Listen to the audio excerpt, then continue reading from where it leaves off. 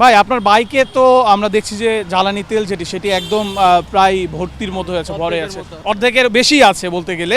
তো তারপরেও এই যে ঘন্টার পর ঘন্টা কেন লাইনে দাঁড়িয়ে রয়েছেন? আমার গাড়িতে করে তেল নিয়ে ওখান থেকে নামিয়ে তারপর ওটায় ভরবো, এই কারণে হচ্ছে তেল নেওয়া।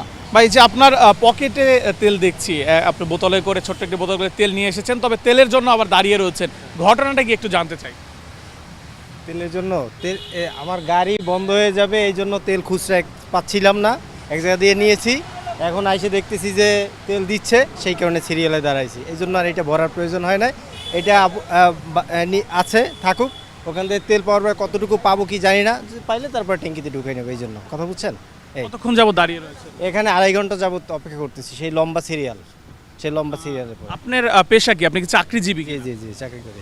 এই যে চাকরি করার পরে বা চাকরির মধ্যে যে এই যে সময়টুকু তেলের জন্য ঘন্টার পর ঘন্টা দাঁড়িয়ে রয়েছে, 2 ঘন্টার অধিক ধরে দাঁড়িয়ে রয়েছেন, এই বিষয়ে এবং আমাদের মূল্যবান সময় নষ্ট হচ্ছে। আর একটা ব্যাপার হচ্ছে, আমরা যে পাম্পে আসি, এখন তো তেলের যে সংকট, এই অবস্থায় আমরা যে সঠিকভাবে সঠিক পরিমাণ তেল পাচ্ছি কিনা এইটাই হচ্ছে চিন্তার বিষয়। কারণ অনেক পাম্পে 500 টাকা 600 টাকা দেয়, তাদের মিটার স্কেল ঠিক আছে কিনা এটা কোনো ম্যাজিস্ট্রেট বা ভোক্তা অধিকার পক্ষ। করোনা বা যে কোনো ভাইরাসের এগেইনস্টে ফাইট মানি ব্যাকট্রলের লেফট রাইট এটা দেখে কিনা এটা এখন পর্যন্ত আমরা জানি না ওইভাবে, এবং উচিত আমার মনে করি যে এই সংকট অবস্থায় প্রতিটা পাম্পে তাদের একজন নজরদারি থাকা উচিত, এবং আমরা যারা তেল নিচ্ছি, বাইকার হোক এবং গাড়ির যারাই আছে, তাদেরকে দেখানো উচিত দৃশ্যমান যে হ্যাঁ আপনারা সঠিকভাবে তেল নিচ্ছেন, এবং এইটা সঠিক এবং স্বচ্ছ 100% 100% আপনার অকটেন কিনা এবং পেট্রোল কিনা ডিজেল কিনা এটাও পরীক্ষা করে দেখা উচিত, কারণ এর সাথে অন্য কিছু মিশ্রণ আছে কিনা এটাই বোঝার বিষয়। আমরা মনে করেন এখন 120 টাকার অকটেন নিচ্ছি, কিন্তু অনেক সময় হচ্ছে এত জ্যাম, কিন্তু আমাদের জরুরি কাজের জন্য বের হইতে হচ্ছে, কোথাও পাচ্ছি না। খুচরা সিন্ডিকেট যারা আছে, যাদের লাইসেন্স আছে, তারা এই মুহূর্তে তেল বিক্রি করতেছে না, এবং 120 টাকার তেল 250 টাকা 300 টাকা এবং 500 টাকায়ও বিক্রি করতেছে। এরকম অনেকে, আমিও 2-3 বার 250 টাকা 300 টাকা করে লিটার কিনছি, কারণ কী করবো, বিপদে পড়ছি, বিপদগ্রস্ত হয়ে গেছি।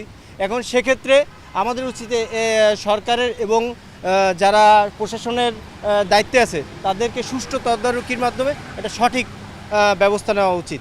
সিদ্ধান্তের কথা শোনা যাচ্ছে যে হোম অফিস চালুর বিষয়ে একটি সিদ্ধান্ত আসতে পারে, শিক্ষা প্রতিষ্ঠানগুলোতে আবার অনলাইন ক্লাস চালু হতে পারে, সাপ্তাহিক ছুটি বাড়তে পারে। যদি এমন সিদ্ধান্ত আসে, একজন চাকরিজীবী হিসেবে এই সিদ্ধান্তটাকে আপনি মেনে নেবেন কিনা বা কতটুকু যৌক্তিক মনে করছেন? ভাই এখন তো বর্তমানে অনলাইনের যুগে সবাই অ্যাসাইনমেন্ট বলেন, ক্লাস করেন, সবাই অনলাইনে করে, কিন্তু বিষয় হচ্ছে অনলাইনে তো ক্লাস করতে যেয়ে আড্ডা হয় বেশি, যেটা আমি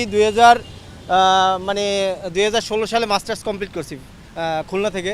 তা এখন যে ছেলেপেলে পড়াশোনা করে, তাদের পড়াশোনা আর আমাদের পড়াশোনা অনেক পার্থক্য ছিল, আর তারা এখন অনলাইনে ক্লাস করে না আড্ডা করে। আমি আসলে আমার উপরে আবার এই কথা বলতে গেলে তারা বিরক্ত হতে পারে, কিন্তু সবার উচিত যে সঠিকভাবে পড়াশোনা করা, এবং অনলাইনে ক্লাস করে কতটুকু শেখা যায় এটা আমার আসলে ওইভাবে জানা নাই, কিন্তু শিক্ষা প্রতিষ্ঠানে যাওয়ার পরেই সঠিক শিক্ষাটা পাওয়া যাবে, এটা আমি মনে করি। চাকরির ক্ষেত্রে যেহেতু আপনি একজন চাকরিজীবী, সেই ক্ষেত্রে কি হোম অফিস করাটা এখন, বা আমরা করোনার সময় দেখেছি যে হোম অফিস করাটা অনেক টাফ ছিল?